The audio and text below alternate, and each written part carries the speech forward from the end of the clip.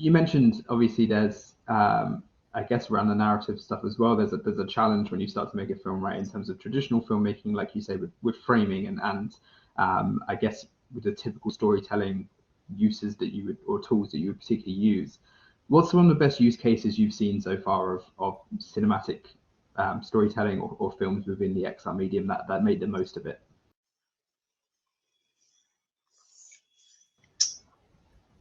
For me personally, it may still represent the coolest thing I've seen, or one of the best use cases. That's not my own stuff, of course. I don't know if anybody happened to catch that the Mr. Robot experience that was done by Here Be Dragons. I wouldn't even know where to find it nowadays. Maybe it's on YouTube, maybe it's on like Within. And that would have been early, like 2016, 17, on the old Samsung. But you know, that thing was very inspirational to me, in the sense of taking something that was a known property. You know, I was a fan of the show, something that you see on your 2D, in the confines of your 2D television set on a regular basis, and now expanding the opportunity to immerse you within the story. The capture and resolution of it back then told on itself, meaning that they didn't have the same reliable, you know, cinematic theatrical lighting techniques and divisive editing for story progression and whatnot. But it was revolutionary to me relative to how I was able to be in the action and participate, albeit as a passive viewer, with characters I already knew. It really inspired me to boldly continue going in that direction.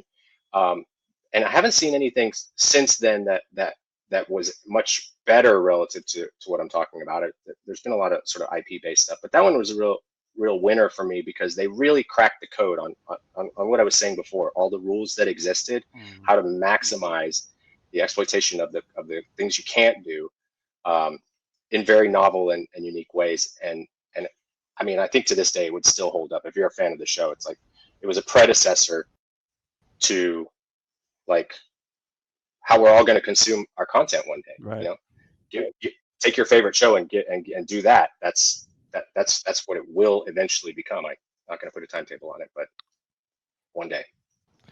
And I think you're right, Mark. I think it really, whatever you have that personal attachment to, right, from a narrative standpoint, or from, let's say, your childhood, or from what you've been a fanboy of, I think it's going to eventually head in that direction. And I think those are the things that are going to also be the most gripping to people, because they're like, wow, I see this beloved character or this storyline or this franchise in a totally different way, right? That you're so used to falling in love with on a 2D screen, and all of a sudden now you get to see it from a completely different perspective. I think those are the most impactful ones, because it has a direct personal relationship to your emotions. I mean, in my opinion, there's a lot of good stuff, and I like a lot of the, you know, David Attenborough kind of things, because of just my bias to it, right? And to be able to control your own adventure almost to some degree is a very cool thing, because you can cut to different locations or immerse yourself in different locations that you normally would not be able to choose as a director, almost to some degree. And to then be immersed into an area that you're familiar with, like the Serengeti, because you've seen some cool stuff on BBC or Planet Earth or whatever the case may be. And now to actually see, oh, wow, this is really cool to see a lion up close feeding, you know, or to see an elephant at a watering hole and to look around. What does it actually look besides what the camera framed, you know, to be able to get a real close, inclusive kind of a sense of what it's like to be on the Serengeti Plain. Or in our case, you know, Everest. I mean, it's not about necessarily talking about this project, but it's tough to say that you look down, you know, a shoulder and you're looking across a bottomless crevasse, you know, how does that not make you feel something, right? Versus if you just see a flat image or even a cool drone shot. I think it gives you that really visceral experience, you know, that Mark is talking about, be it something that you're attached to from a franchise perspective or a character's perspective, or what you envisioned a place would look like, and now you get to be immersed in that place, and it totally changes the ball game, in my opinion.